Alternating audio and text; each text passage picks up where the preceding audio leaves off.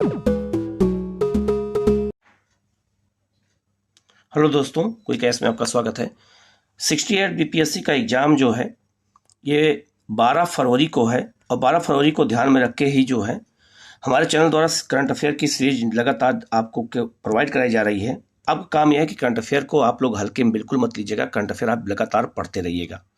अभी से current affair पढ़ेंगे तो बोझ नहीं पड़ेगा आपके ऊपर और लगातार आप जो है तैयारी आपकी बनी रहेगी। और इस बार एग्जाम में माइनस मार्किंग है और पेपर 100%। जब बीपीएससी ने स्वयं कहा है कि पेपर कठिन रहेगा तो पेपर कठिन रहेगा और कट ऑफ बहुत ज़्यादा जा रही है, बच्चे पढ़ रहे हैं। इसीलिए आप लोगों को मैं बार बार कह रहा हूं कि करंट अफेयर को, हर सब्जेक्ट को आप हल्के मत लीजिए, आप लगातार पढ़ते रहिए।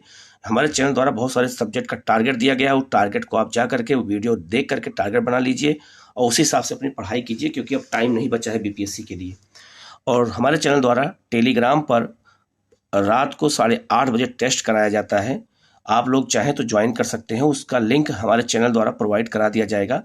आप पोस्ट पर जाके देख लीजिएगा हमारे चैनल पे, तो वहाँ पर आपको लिंक उपलब्ध है। इसके अलावा डिस्क्रिप्शन में भी मैं इस वीडियो की लिंक डाल दूंगा, आपको वहाँ से टेलीग्राम पर मिल जाएगा। और आप लोग टेस्ट जो है आप लोग 8:30 बजे टाइम निकाल करके दीजिए। हिस्ट्री, ज्योग्राफी, पॉलिटी सबका टेस्ट मैं कराता हूँ। निःशुल्क टेस्ट है, किसी तरह का कोई पैसा नहीं है, बिल्कुल निःशुल्क टेस्ट है, तो आप लोग उसको ज्वाइन कीजिएगा। चलिए हम लोग करंट अफेयर की ओर चलते हैं। पहली न्यूज की बात करेंगे। पहली न्यूज है, देश के अगले सीडीएस के रूप में किसे नियुक्त किया गया है? अनिल चौहान को नियुक्त किया गया है। तो अनिल चौहान जी ये दूसरे सीडीएस हैं।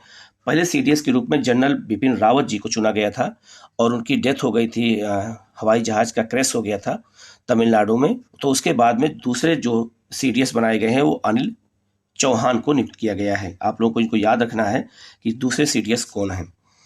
इसके अलावा दूसरी न्यूज है, ओईसीडी ने वित्त वर्ष 2022-23 में 23 होगा, माफ करिएगा 23 होगा, ये 23 में भारत की जीडीपी कितने प्रतिशत रहने का अनुमान लगाया है? 6.9%। नहीं, ये सॉरी 33 ही होगा।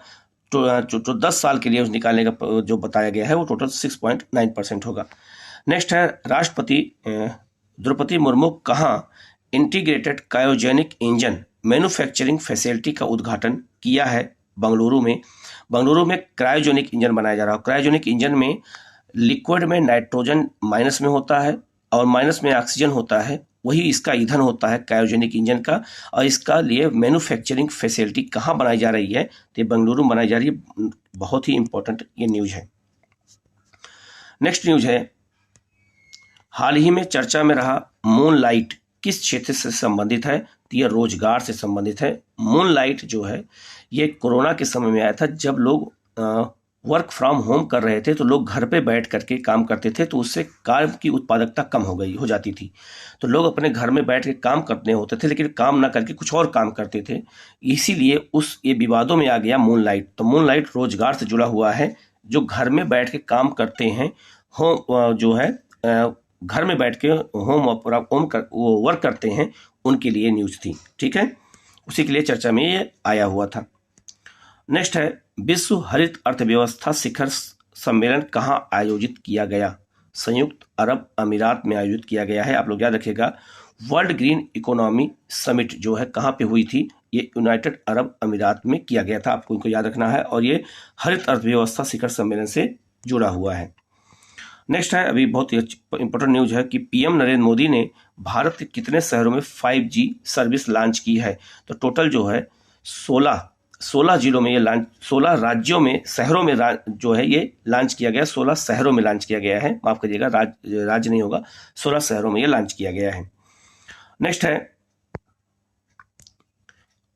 ASI archaeological survey of India ने राज्य के बाघोगढ़ में 20 बौद्ध गुफाओं की खोज की है। कहाँ पर? मध्य प्रदेश। अभी मध्य प्रदेश में 20 और गुफाएं खोजी गई हैं, लेकिन अभी ये नहीं पता चल पाया है कि वो गुफाएं किस काल की हैं। लेकिन कहाँ खोजी गई हैं? ये मध्य प्रदेश में। आपको पता होगा कि मध्य प्रदेश में बाघ की गुफा भी है, मध्य प्रदेश में जो है भीमबेटका की गुफा है, मध्य प्रदेश में उदयगिरी की गुफा है।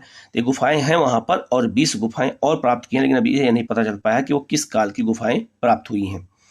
ठीक है, इसको जल्द से जल्द पता चल जाएगा, तो उसकी भी करंट अफेयर में न्यूज आ जाएगी।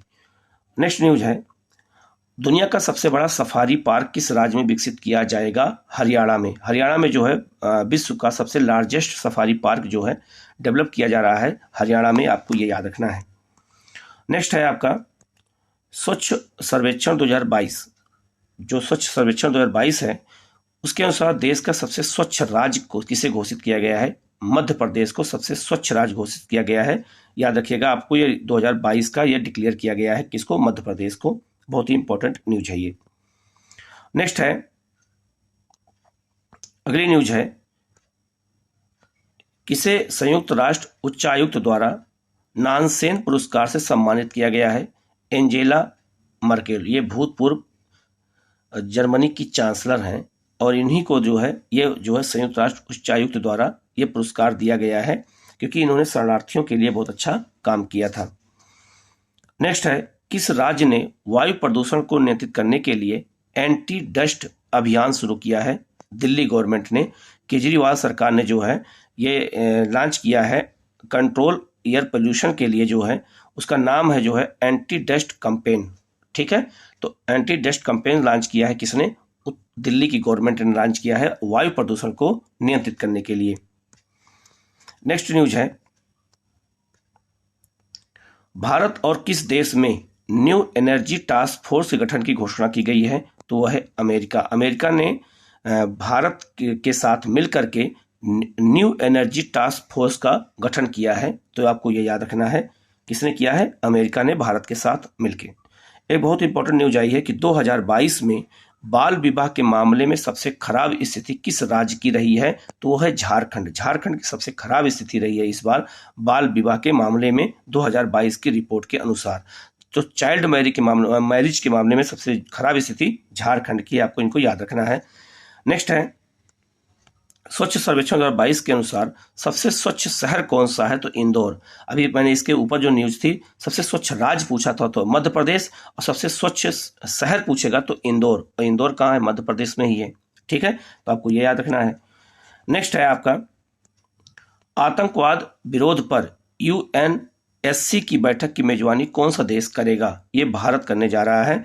भारत जो है ये जो आतंकवाद फैला है दुनिया भर में, उसको लेकर के ये एक जो है होस्ट कर रहा है मीटिंग को। किस मीटिंग को? UNSC मीटिंग को। तो ये है आपका करंट अफेयर की 15 न्यूज है और हमारे चैनल द्वारा लगातार आप लोगों को हर तीसरे दिन जो है आपको करंट अफेयर की न्यूज आपको प्रोवाइड कराई जाएगी। आपका काम क्या है? इस न्यूज को आप लोग लिखते रहिएगा, आप बराबर इसको देखते रहिएगा, एक कॉपी बना के आप इसको नोट करते रहिएगा।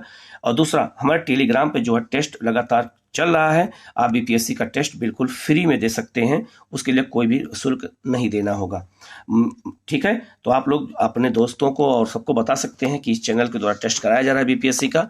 और आप लगातार BPSC के जब टेस्ट देते रहेंगे तो क्वेश्चन जब बार बार आपके पास आएंगे वो सामने, तो धीरे धीरे आपको याद हो जाएगा।